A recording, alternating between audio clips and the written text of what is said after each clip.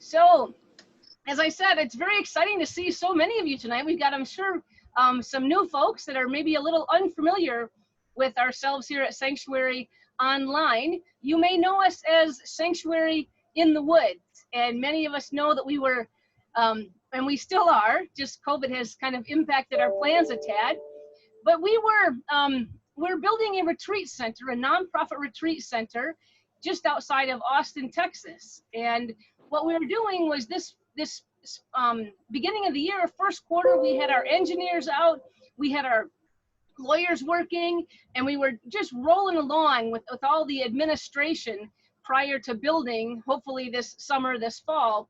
And as many of you know, our lives were significantly changed in March when COVID hit.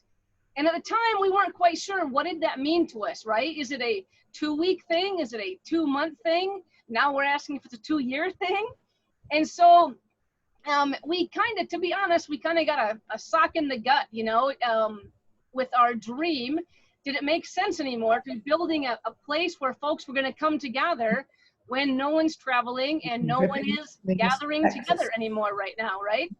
So we sat around as a board, and we were very careful and thoughtful, and we said, if our challenge is still, our goal and our passion is still to provide programming, inspirational, educational, to provide community and a place to connect and have great conversations, challenging and safe conversations, can we still do that?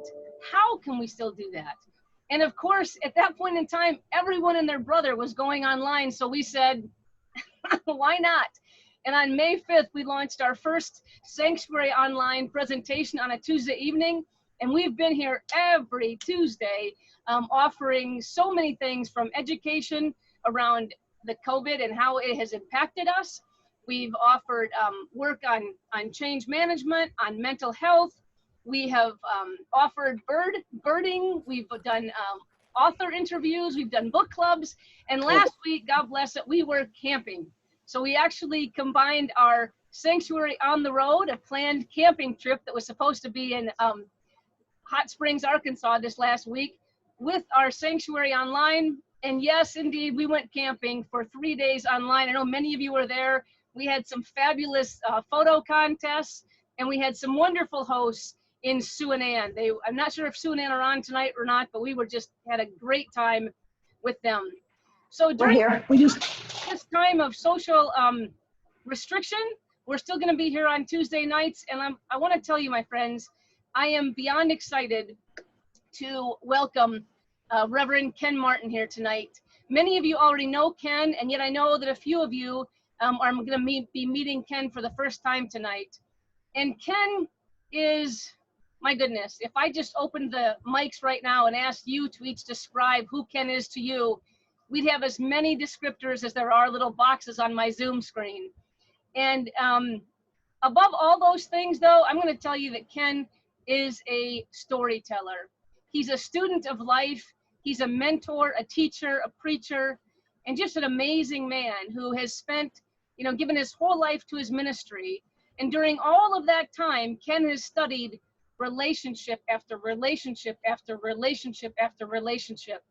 And he finally, right before COVID hit, was able to publish the book of his dreams, of his life. It's an amazing resource.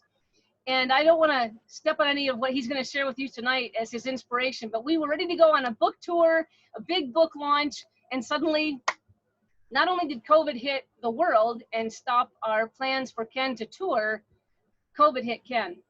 And Ken was taken by the coronavirus and significantly impacted his health and his life and all of us at Sanctuary. And at that point, I think I'm going to go ahead and turn it over to Ken, let him tell you his story of this amazing book, which we believe is a resource, whether you're a human or a human in relationship or a human in group, small group work, and also his story of COVID and how that has impacted you. So Ken Martin, my mentor, my friend, all yours. Thank you, Joby. Can you hear me? Absolutely. Am I doing this right?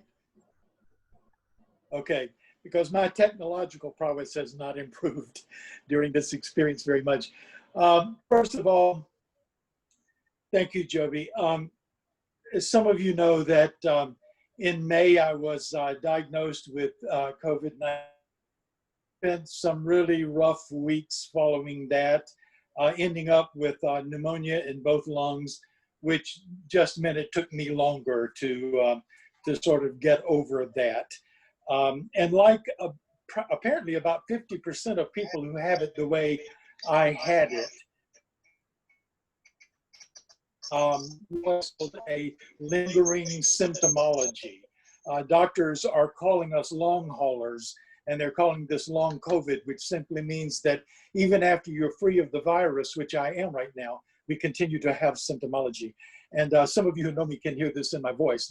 My voice is not even quite back yet, but we have every reason to believe that just by resting and following doctor's orders and so forth, I'll be back to my normal self before too long.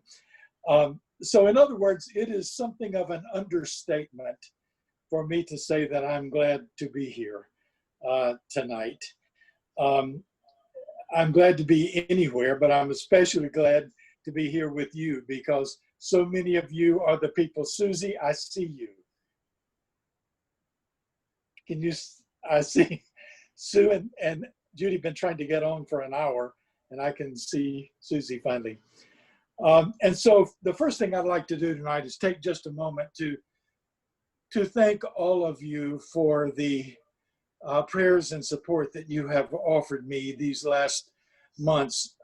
They prove one of the things I say in the book, which is it is the quality of our relationships that determines the quality of our lives. And I have some remarkable people and some remarkable relationships in my life, and I really feel like I would not be here without. And so the ways you have reached out to us through these last months is something that I will just never forget. And so very grateful for.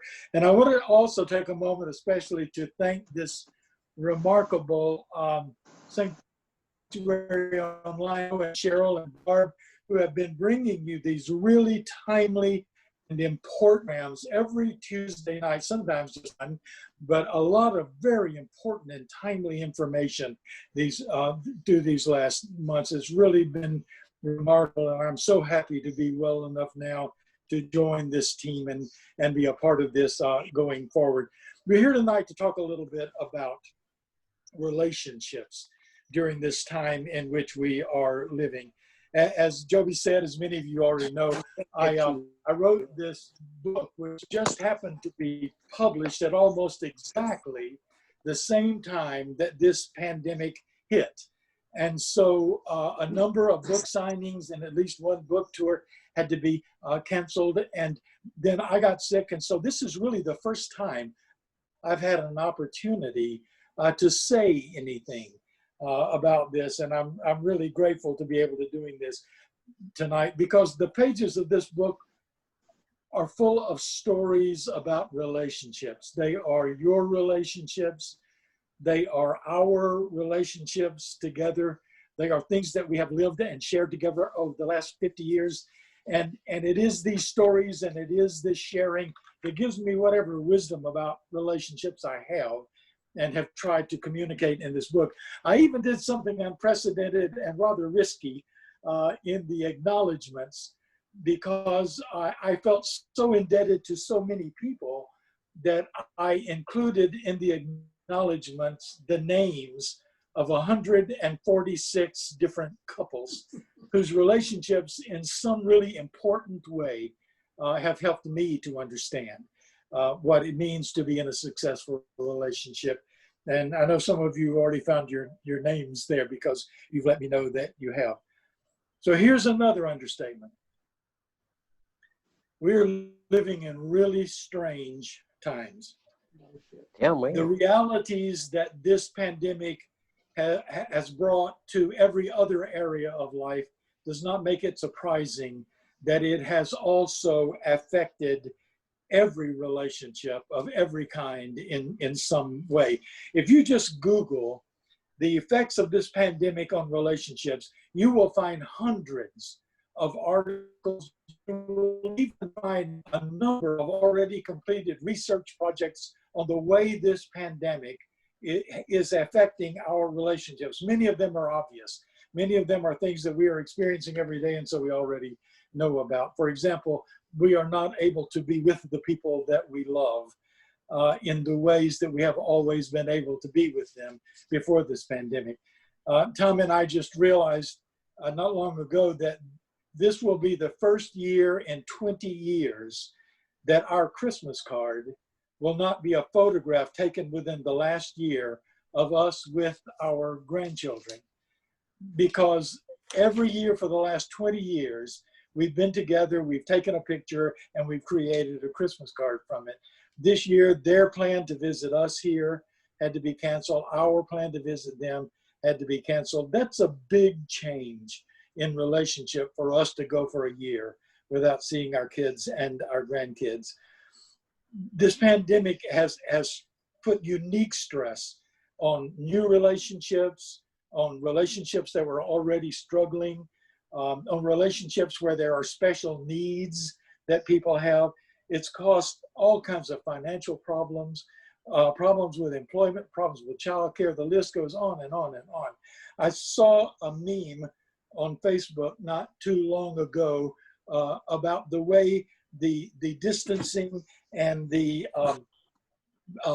being apart from each other was affecting introverts. And they were selling a t-shirt that said, "I am an introvert. I've been waiting for this my whole life." So I'm an introvert and I relate to that. But then there was also an extra. I'm losing him. This isolation, that if an evil looking clown stepped out of the woods and invited me in, I would go. And Tom is an extrovert, and so he really relates to that. One of the most interesting articles I have read recently acknowledges the fact that romantic relationships usually form when two people meet each other in social situations. It may be at a party, it may be at a religious gathering, it may be at a bar.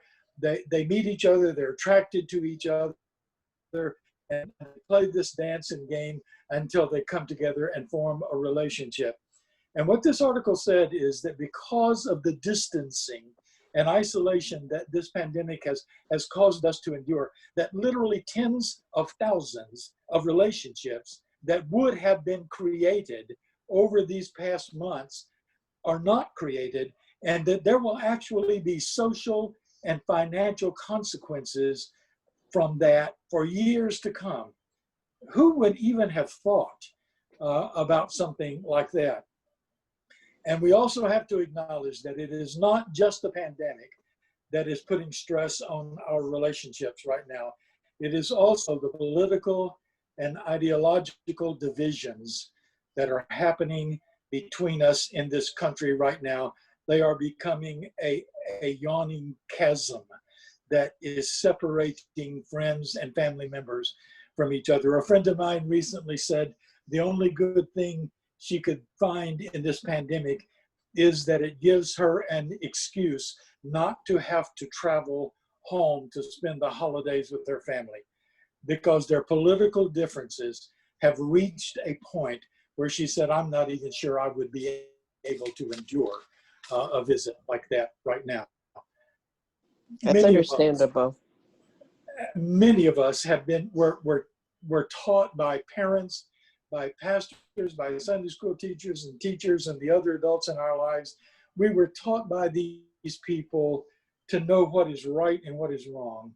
We were taught to be decent people. We were taught to be generous and compassionate. And now some of those same people, and in the last couple of weeks, we have been that there are millions of them, passionately believe that this world is being run by a secret cabal of Satan worshiping pedophiles who kill and eat children after they sexually molest them, and that among the leaders of this cabal are Hillary Clinton and Barack Obama, and they passionately believe that God sent Donald Trump to destroy the cabal and return the world to righteousness. Now, you tell me sitting down to Thanksgiving dinner with one of those people wouldn't stress a relationship.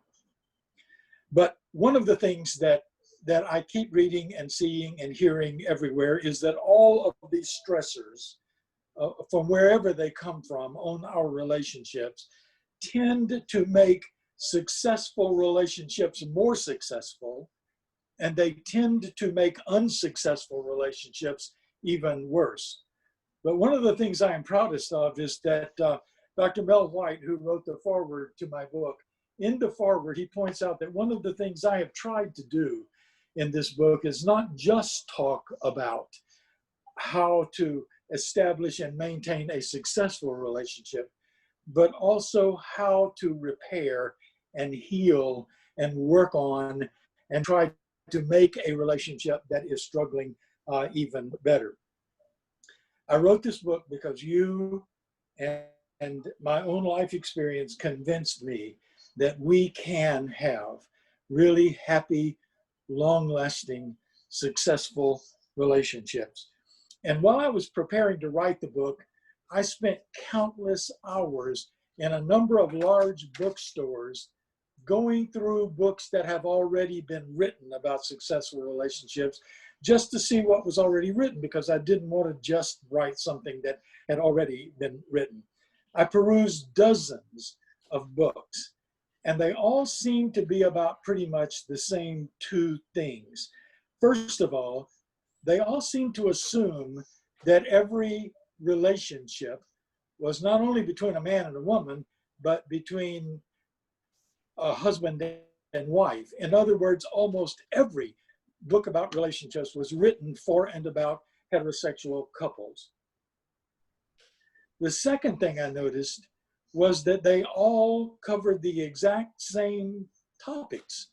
They all talked about things, each of which is important in terms of relationship. They all talked about dealing with money in relationships, how you deal with in-laws in relationships, sex and faithfulness and rearing children and communication and religious beliefs.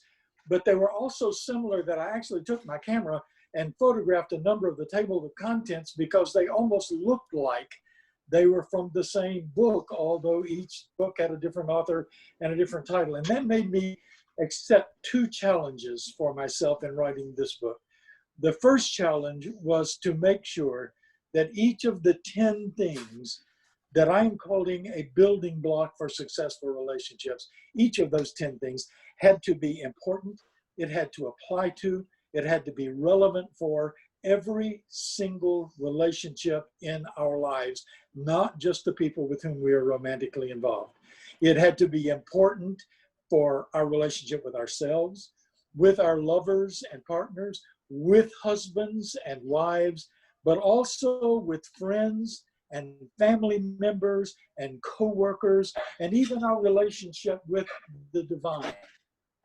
But I also made it clear that when there was a need for an emphasis, the emphasis was going to be on these primary, committed, romantic relationships that we have with each other. And that meant I had to take all of these topics, which everybody else had already talked about, and try to expand them in some way. So that in this book that I have written, communication becomes honesty and trust. Faithfulness becomes fidelity. Sex becomes pleasure. Religious beliefs become spiritual values. So that these topics are dealt with in larger ways that are more inclusive and more comprehensive. And the second challenge was to say each one of these 10 things also had to apply to every relationship, regardless of the number of people in the relationship and regardless of their genders. But again, that if there was a need for emphasis, that emphasis would always be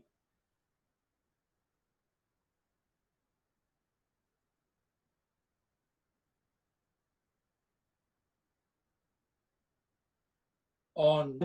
And here's why. That was the only book I couldn't find I couldn't find a single book that was dedicated to two women or two men creating a happy and successful relationship. I'd like to end this book by reading something to you from just from the very beginning of the book. It may sound a little elementary to say that we should enter into these most significant relationships of our lives thinking, hoping, believing, and yes, even planning that they will last. However, for many of us, just the idea that we can have permanent, loving, committed relationships is relatively new.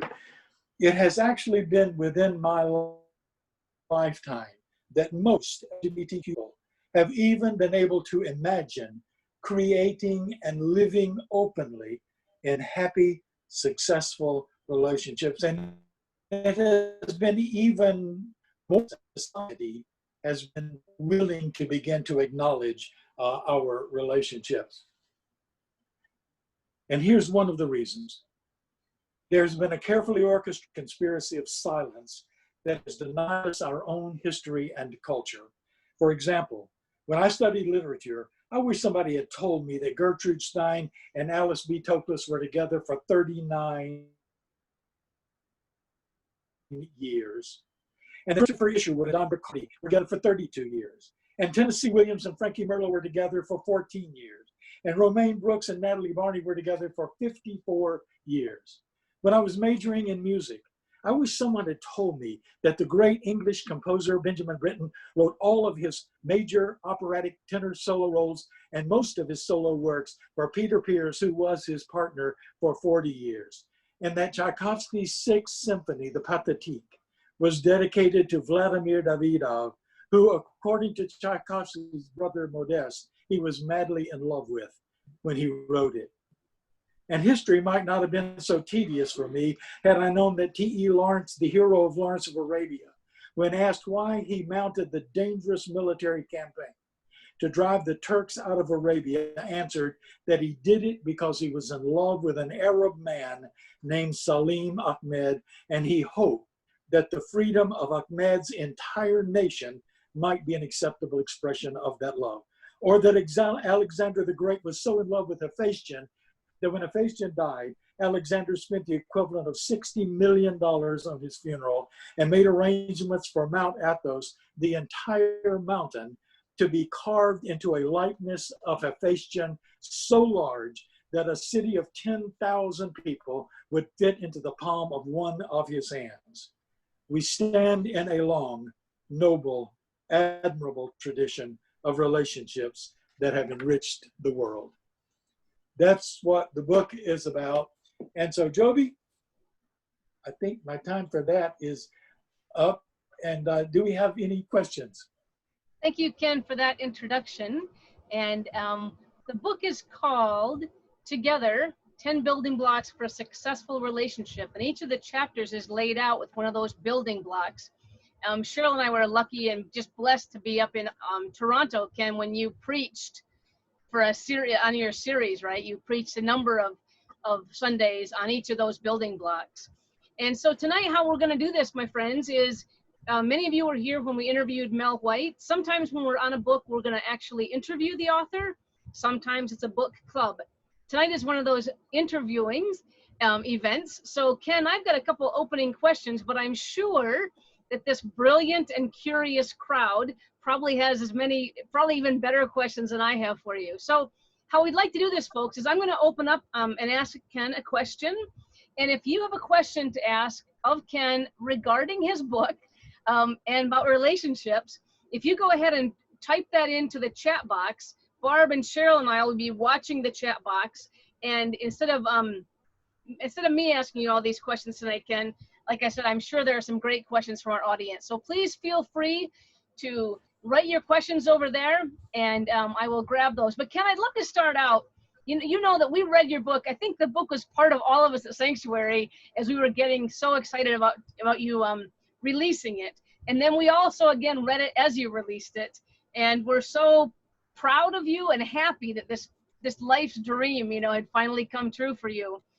In the book, though, Ken, you actually included your own personal relationship history in the book, and some authors do that. Probably most authors don't do that. I'm curious if you would let us know why you decided to really weave your relationship history through the 10 chapters of the book.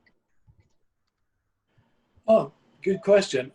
First of all, you know, when I was writing, there were a couple of editors who were looking at the galleys of my book as I was writing, and first it was their suggestion to begin with, and to begin with, I resisted it because I didn't see the importance of it. But then they convinced me that by doing this autobiographical, these three autobiographical pieces in the book, that it gave me an opportunity to tell many more stories, to involve many more people in stories that would help to explain the informational parts of the book that I was trying to communicate. And so what I did was I divided my own personal relationship history into three parts, each of which is at the end of one of the chapters of the book.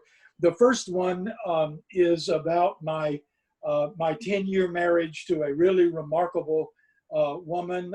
She was an international beauty queen. She was just an amazingly wonderful person, and the birth of our son. And then the second section is about our separation and divorce, and how I then moved to Chicago and literally lost every relationship I had ever had in my life. Parents, friends, family, everybody. I showed up in Chicago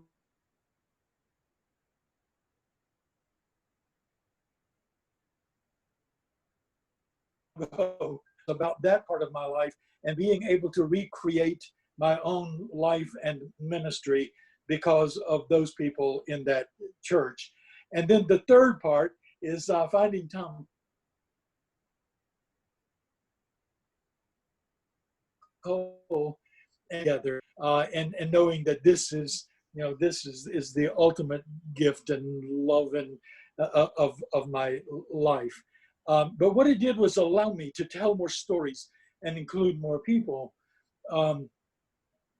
Tom's and my oldest, dearest friends, Sue and Judy, whom we met maybe even right before we even became a couple. And I hope they finally got on tonight. They were trying to get on. There's a wonderful story in here about Sue and Judy and about our friendship and everything that they have meant to us through the years. I'm looking at my screen right now, and I'm looking at Michael Alstinius.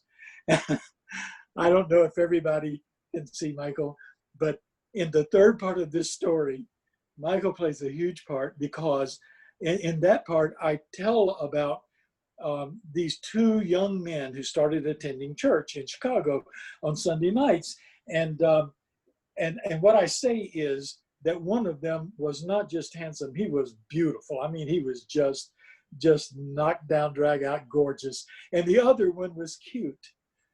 And Michael was the beautiful one, and Tom was the cute one. And I was attracted to that cute one, Tom, but I would not make a move because I thought they were a couple. And it took weeks and weeks for me to finally find out that they were just very, very close friends. That was almost 47 years ago, Michael, you know, and here we are. So telling these stories allowed me to again say it is the quality of our relationships that determines the quality of our lives. There are not a lot of things that last 47 years in this world anymore, you know, but here we are.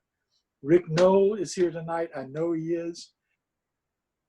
You know, we go back 47 years. Sue and Judy, I think I saw our dear friend, Tony Gallucci, Tony and Leanne, go way back with Tom and me. There's so many people that this, including this autobiographical piece of my life, there's so many stories I was able to tell, Joby, that kind of illustrated the points I was trying to make in the more didactic parts of the book. Well, And thank Tom just told me that Cynthia is on tonight. Cynthia Marquardt. Yep, You Cynthia. go all the way back to the beginning with us, 47 years. Yeah, how many people are blessed enough to say you still have those people? Yeah. Well, Ken, I have a question for you in the chat box from Uh-huh. Tony and Leanna, Yes. saying, first, I'm so glad you did intersperse your story in the book, as it's an incredible story. And my question is, how long did it take you to write the book? Yeah, it took me, you hear laughter from my friends. It took me 2 years about a year and a half to write the book, but it took me about 15 years. The book started off about, well, maybe even 20 years ago. The book started off about 20 years ago as a very simple little sermon series called 6 Keys to a Successful Relationship. And I preached that sermon series, and it was recorded and sent out to a lot of people. And people began contacting me and asked me to come to their churches, and preach this or to teach it as a seminar or whatever. And Reverend Elder Nancy Wilson was the first person who said to me, "You've got to write this as a book. This is a book, and you've got to write it." And so through the years, Nancy, kept encouraging me, and I keep pulling it out and doing a little work on it at a time. But it was not really until I retired that I had time to really concentrate on it and try to do it justice. Well, and I'm going to offer that part of that laughter was mine. Sorry there, Ken. But Yes. living through someone giving birth to a book like this, it was an experience, I think, for all of us at Sanctuary, Ken, to watch you and to know that the story was in you, the many, many, many stories. And how we'll talk at the end of our hour here, how it is such a resource for small groups, for individuals, and we'll talk more about that. But just watching it come to fruition and then finally get launched this spring was just a dream come true for all of us who know you, who know you've been on this journey, and who love you being on the journey. So great question, Tony. Thank you for that. Jordan Cole.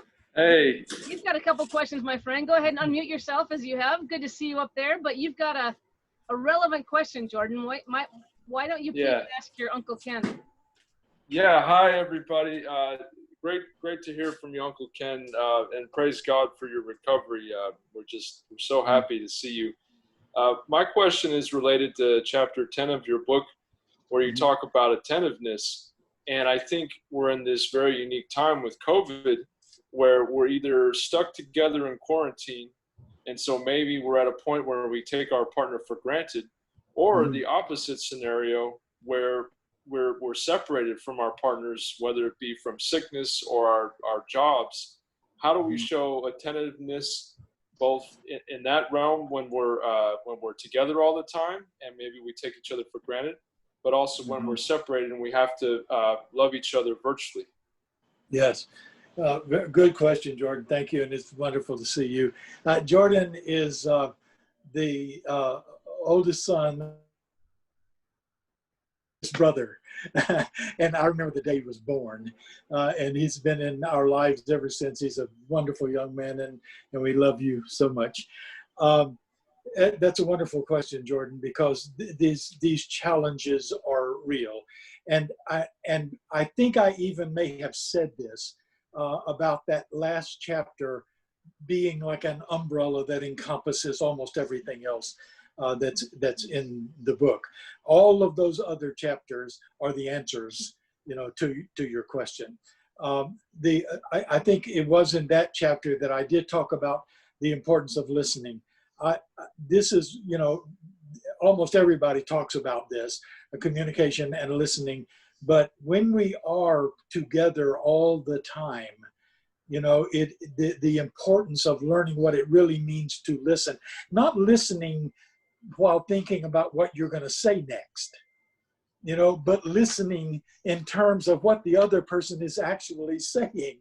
is a huge goal, and it's a great accomplishment, because most of us, when we listen to another person, we're actually thinking about, what am I gonna, going to say next. And so all of those things that I write about in the chapter on attentiveness, about paying attention, about not taking the other person for granted, because those temptations are always there. And I tell a wonderful story in that chapter about another friend of ours, Peggy. Tom grew up with Peggy in Nunde, New York. They were best friends since they were in kindergarten. And Peggy got very sick and had cancer. And we went through several years of this with her. And when Peggy finally passed away, her family there in Nunde, who I had met, and you invited me to do her memorial service. And so Tom and I flew to Chicago, got caught in a snowstorm, had to rent a car and drive for hours, got to Nunde. There was snow all over the place. We just had a couple of hours to go to this little country church where her memorial service was going to be held. I knew all of her family and friends and everybody who was there. Very emotional tribute to this wonderful young woman. But our clothes had gotten lost in the airport in Chicago, and they promised we would get them in Cincinnati. Then they promised we would get them when we got to Nunde. And of course, we never got them. And there was nothing open. There was nowhere for me to go. And so I performed this memorial service in this packed church for this amazing young woman, with wearing the clothes that I had left home in 2 days before. And so all I could do was just offer a little apology for that, and then go on with the service. And at the end of that service, when it was over, Tom walked up to me and put his arms around me, and he whispered in my ear, "You make me so proud. I hope I make you as proud as you make me." That's attentiveness. He knew me so well that he knew I needed that in that moment. That kind of familiarity with another person only comes from really paying attention to what they are saying and what they're doing and what they might be needing from you at that moment. So while there are all kinds of challenges involved in this pandemic and all the stressors that it's bringing right now, there are also opportunities. One of the chapters of the book is called Rites, Rituals, and Routines. This is a perfect time to begin creating. I talk about how you can even begin those if you've never done it before. If you don't have any rites or rituals or routines in your relationship, it's never too late to start. And the reason that I shared that story is because here's what it taught me.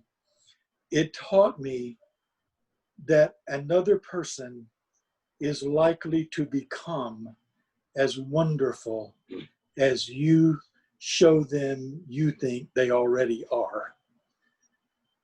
I'll spend the rest of my life trying to be the person Tom thinks I already am.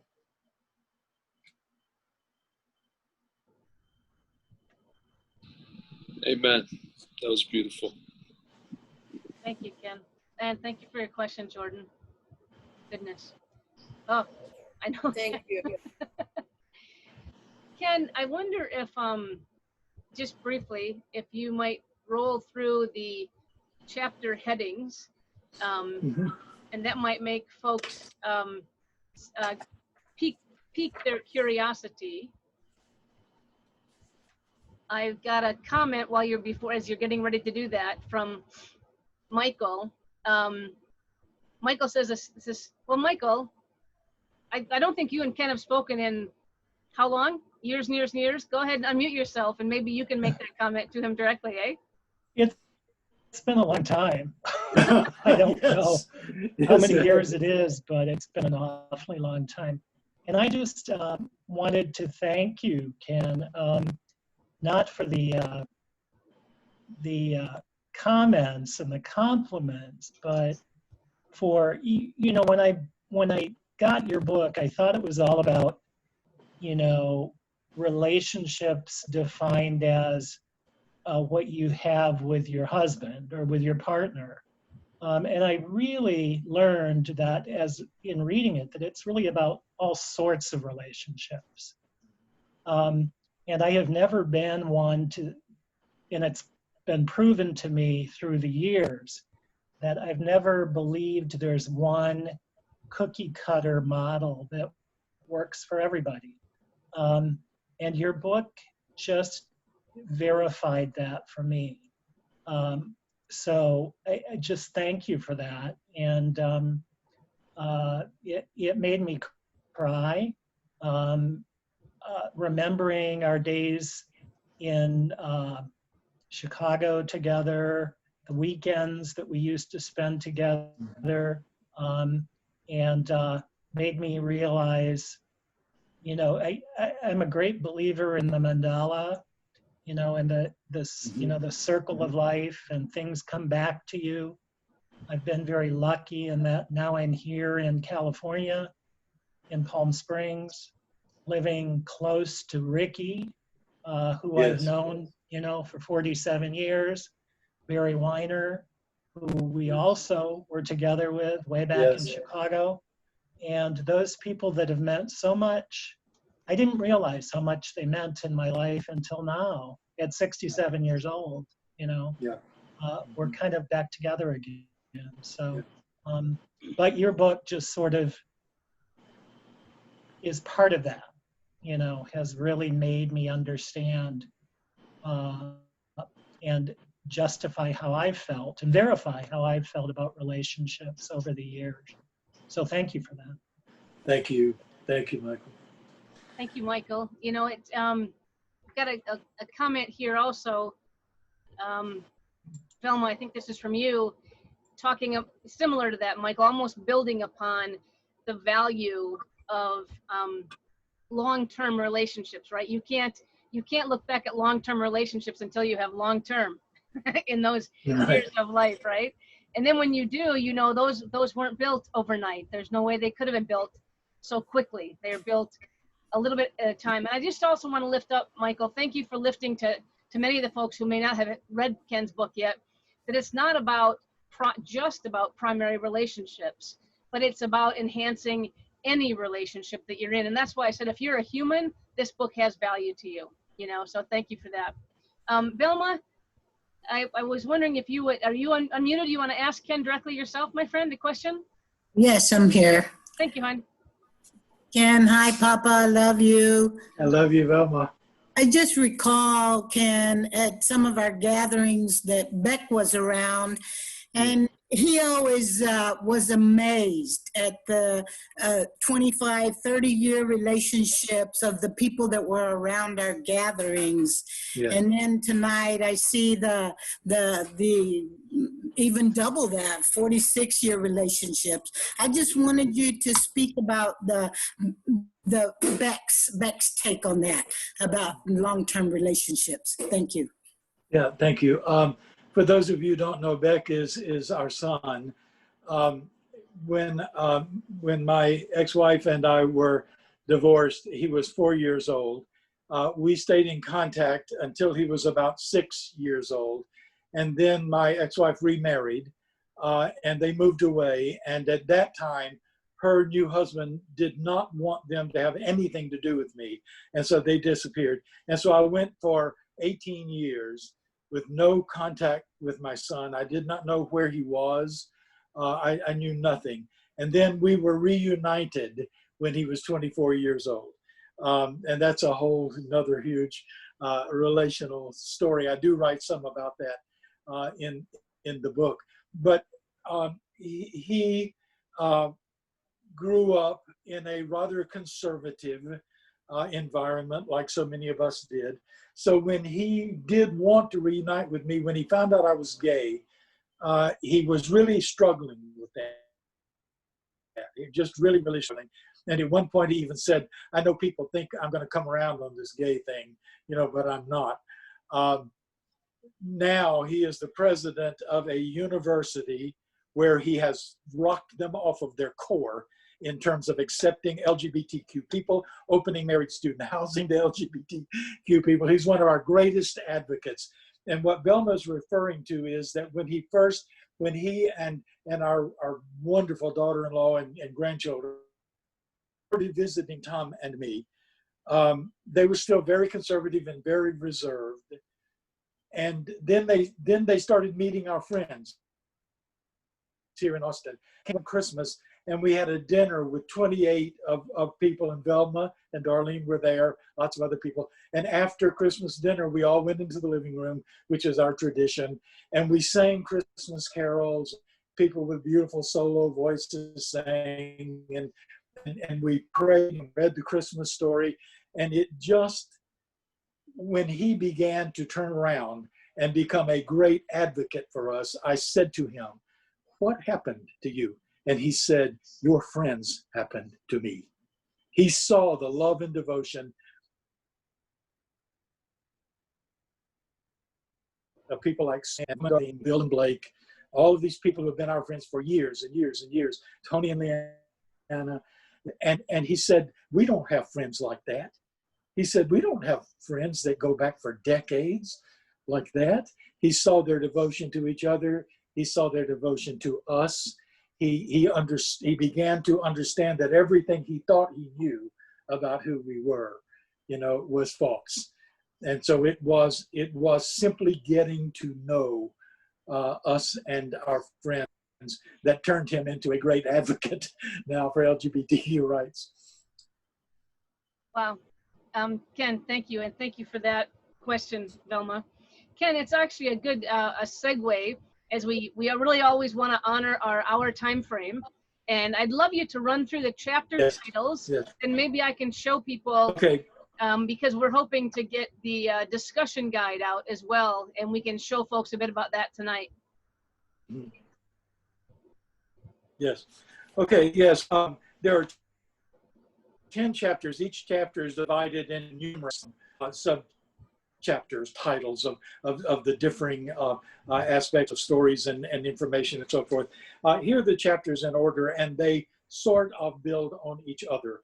The first one is entitled A Long-Term Orientation.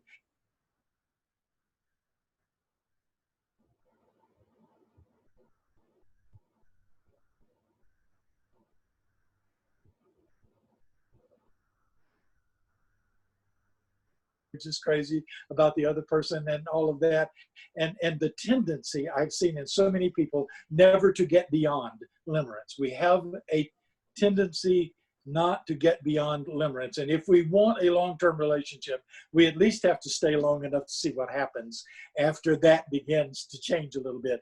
The second chapter is entitled Realistic Expectations, and that's about the romantic myth that we all grow up with, that somebody's going to come save me.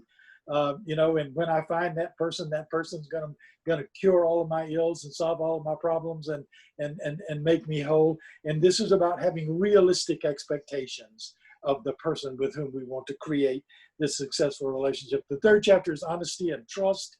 It is about when people are asked what's the most important thing in relationships, invariably every survey they say trust, but trust comes from honesty. It is being honest with each other that builds the trust. And one of the sad things for many of us is that we were never able to be honest with the people we were closest to. And so that built a distance between them and us. We are closest to the people we are able to be the most honest with. The fourth chapter is entitled Fidelity. I talk in there a lot about what's happening in the world right now with social media, emotional infidelity, people having affairs online, all of that kind of thing. And the fact that fidelity is not just about honoring whatever sexual guarantee you have in your relationship. It is about living up to every covenant that you make in a relationship. And then the fifth chapter is about openness to change. That's pretty self-explanatory. The sixth chapter is about pleasure. I talk a lot in there about the ways in which religious teachings and the Bible and things have been used to deny our right to be sexual people and to enjoy pleasure of all kinds. I talk just not about sexual pleasure, but all kinds of pleasure. Chapter 7 is Rites, Rituals, and Routines. That's about the kinds of public rituals that we celebrate, like marriages and commitment ceremonies and all that, but also about the private little rituals and routines that develop within relationships that become the glue that hold them together. And there's some wonderful stories in that chapter that people shared with me.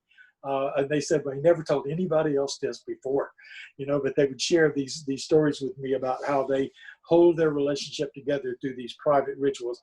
The next, chapter 8 is entitled Spiritual Values. I try to make a distinction between religious beliefs and spiritual values. There is a tradition among people of faith that if you are in a relationship with someone, you have to have the same religious beliefs. You do not have to have the same religious beliefs, but it helps to have the same spiritual values. And that's what that chapter is about. Chapter 9 is about personal freedom.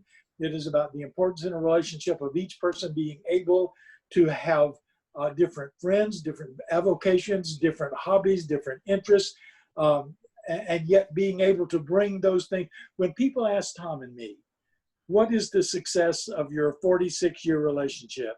We invariably say, we are totally committed to each other, and we insist upon being totally separate people at the same time, totally individuated apart from each other.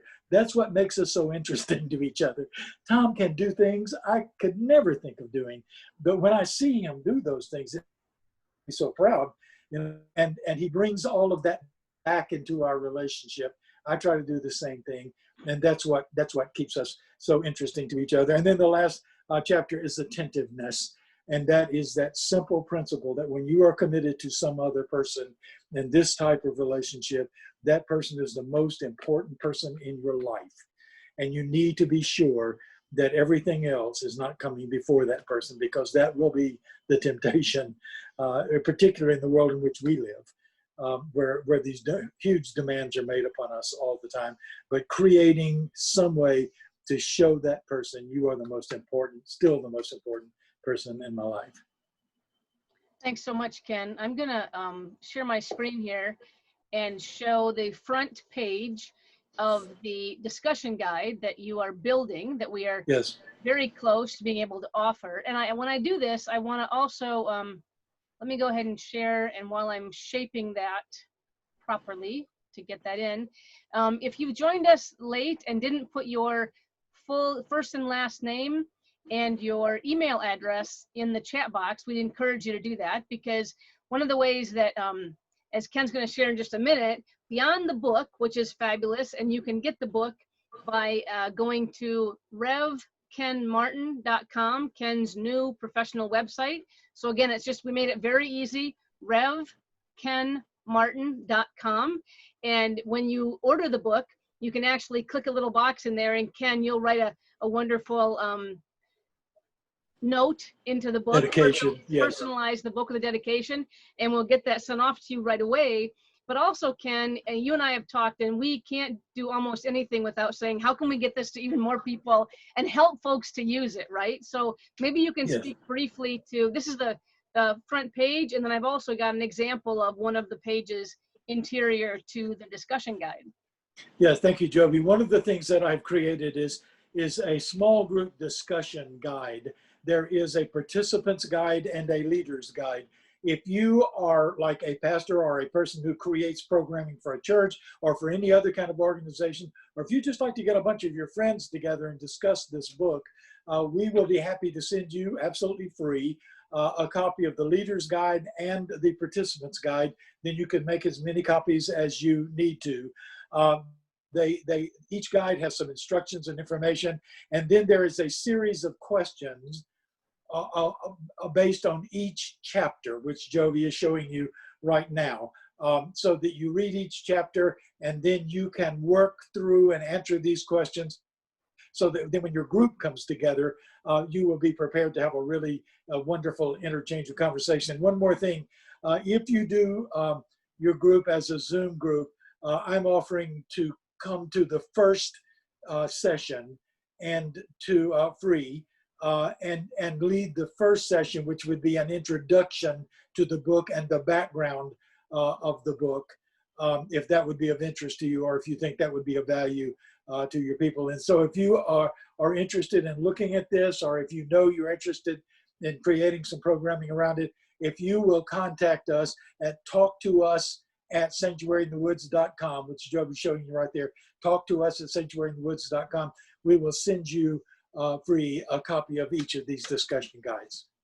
Absolutely. And another reason why we'd love you if you, again, there's so many new faces on tonight. We're excited to add you to our email list. If you put your first and last name and your email address in our chat box, what we also do is each week we send out a little thank you, or to like Ken, you'll receive a thank you email, just letting everyone who's ever been on sanctuaryonline.live to let them know what Tuesday night was about, and then also to show them what programs are coming in the future. So we'll go out and send that to you if you give us your email address. And Ken, I really I've got to do this again. I'm going to share my screen, and I will tell you that what happened earlier this week is we got a phone call because people realized Ken was going to be presenting this Tuesday night, and many of them, it was a group actually that couldn't attend, and they knew they all would have attended tonight had they been able to attend on Tuesday. So they said, Joby, is it possible? Do you think maybe Papa would be willing to do another night besides Tuesday? And so I said, well, let me see how he's feeling, you know? And so Ken generously agreed to do this whole thing over again on Thursday night. So it's on the same week. So we'll take a night off and he can rest tomorrow night, Ken. And then we want to do this again Thursday. So you're all welcome to come back, obviously. And if you have someone you think that would see some real value in tonight, we encourage you to ask them to come on Thursday night. One of the beautiful things we're offering is it's so easy to get here. If you just go to your favorite browser, whatever browser you use, Chrome or whatever, and you just type in sanctuaryonline.live, you can skip the trouble of Zoom IDs and passwords and waiting rooms, and you can come right in. We'll be same time, same station next week, or next Thursday. And Ken, are you excited about chatting again with another group of people? Yes, I am. I know who some of them are already, so I'm very excited. Well, great. And I'm going to take the opportunity, as I was saying, very often we love books, we love authors, and so almost once a month, our goal is to have an author interview, like the platform you saw tonight, where you didn't have to necessarily read the book, but now you might be interested in reading the book, right? And so again, if you'd like to get Ken's book, you just go to his website, revkenmartin.com. But also, we know folks, especially this summer, we're just reading books. And so Cheryl, once a month, is hosting a book discussion. We want to tell folks in plenty of time to get a great book, and you have the whole month to read it. So I know, Darcel, I think you guys are already doing this. Jane Ann, you guys have already finished reading the book. On September 29th, so in a good few weeks, Cheryl's going to host a discussion from an amazing book by Delia Owens called Where the Crawdads Sing. So if you've read the book, or if you need the next great book to read, we would highly suggest this one. And then we will be having a book discussion on September 29th. So it's our next book club. We want to tell you in plenty of time in advance so you can get that book. Beyond that, the rest of our calendar, excited again to share that we have some special guests, Darcel Cole and Carly Hook. Ladies, why don't you give me a 2-minute rundown of what you're going to offer on Tuesday, September 1st. We're incredibly excited to welcome you. Again, at Sanctuary Online, we really try to create a plethora, a wide range of topics. We also want to be talking about what's in the news, what's impacting our lives right now. And Darcel and Carly, no two better people to talk about what's happening with the U.S. Post Office and how that's going to impact us. So do you want to go ahead and unmute and share for just a minute?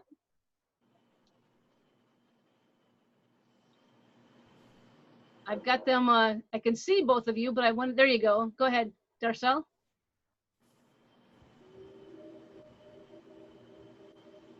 Something's not working. Anyway, just to let you know, Darcel and Carly. Sure.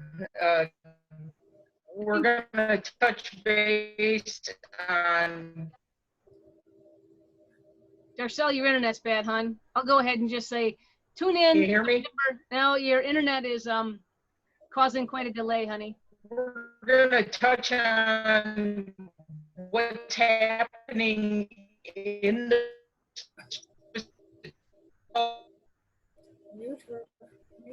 Can't get you, Darcel. Anyway, go ahead, just again, to tee up September 1st, so you'll know about this. And then September 8th, we have been running multiple Zoom courses, and some of them are for users, some of them are hosts and facilitators. I'll be supporting that on the 8th. And then again, on the 29th, our book club. So we just want to really thank you all for being here tonight and for your great questions and your attentiveness. And maybe you can unmute yourselves and give Ken some of the love that we know he's been missing, and we've been missing giving you, Ken. So Yeah. Thank you. go ahead and unmute, get Hey, loud. Ricky. Kenny. Hey, Ricky. Thank you, Ken. Ken. Thank you, Ken. Thank you, Ken. Love you. You. Miss ya. Good luck, fabulous. Good to see you. Love you. Love you. Love you all. See you Thursday. Thank you, Ken. Bring a friend. Night Night, night. night, All right, everybody. love you Thanks guys. for All coming. right, Joe, I don't know what happened. That's okay, Darcel. Papa, thank you. It's okay, honey. Love you, Jordy. Love you. Good to see you, Jordan. Love you. Love you, Jordan. Sue and Miss Ann. you guys. Selena. Pat Martha. Come back. Pat Martha, good to see Say you. hello. Kicked off. I don't know. Hello. Cynthia. Hey, cutie. Messed up, Love Ken. you, Jordan. Bye. Miss you. Hey, Beth and Jen, good to see you. Rusted. Hi, Eric. Hi there. Jan. Hey, Jan. Look at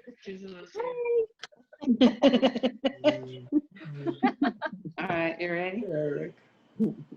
Okay. All I did was. Come I see on. Sue. Eric. Hi, Ken. How are Hey, you? Sue. Hi, Ken. Hi, Hey, Ken. Eddie. Miss you. Love Miss you. you. Love you. Isn't that good to see everybody again? We missed Oh, you all yes. so much. Yes, it's so good to see you. Oh, It's been way too long. Yes. way Way too too long. long. The longest time ever since we've known each other. Yes, we haven't yes, seen it each has other. been. Absolutely. Yes, it has Yeah. been. Yeah. See you Thursday. See you Okay, Thursday. great. Thank you. Ken. Okay. Ken Martin, round 2. Take 2. Yes. Love you, Papa. Yes. Love you. Thanks, Love you, Ken. Doris. You're great. And Eric, I didn't even know you were there. Eric. Hi there. He's been here. He's been Hey. quiet. I snuck in. Eric, did we get your email address, Eric? I sent it to you directly, Joe. Okay, thank you, my friend. Eric is You're another Taylor. one who goes all the way back with us. All the way Absolutely. back. You see light behind me because I'm in California. You're a few we hours all? late. And there's Susie. I can see Susie. I can see you, better but I go. can't talk. I don't know. Susie, I can we hear you. Susie, we can hear you. I can hear Oh, you. you can? Yes. Well, thank you very much. Yes. here. And Love you. And Judy. you forgot to tell them Hey, we've honey. been together. You forgot to tell everybody we'd been together 60 years, Ken Martin. Yeah, but I did put it in the book. I know you did, but 60 years is a long time. Yes, Wow. it is, honey. Yes, What a it blessing. is. Hi, Weezy and Carly. Hi. See you guys later. Take care. Now you know how to get Love on. you. Will we see you next? Well, no, I don't know how to get it. We'll get you again. We'll Yeah, help we'll you get again. you. We'll get All you. right. Thank you, Joby. All right, Bye-bye. absolutely. Good seeing you, Cynthia. Really well done. Thank Good you. Well night. done, Joby. Thank you. All right, good night, y'all. Eric, Love good ya. seeing you.